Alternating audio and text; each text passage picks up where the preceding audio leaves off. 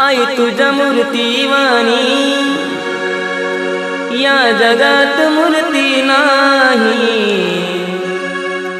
अनमोल जन्म दिला गाई तुझे उपकार फिटणार नाही।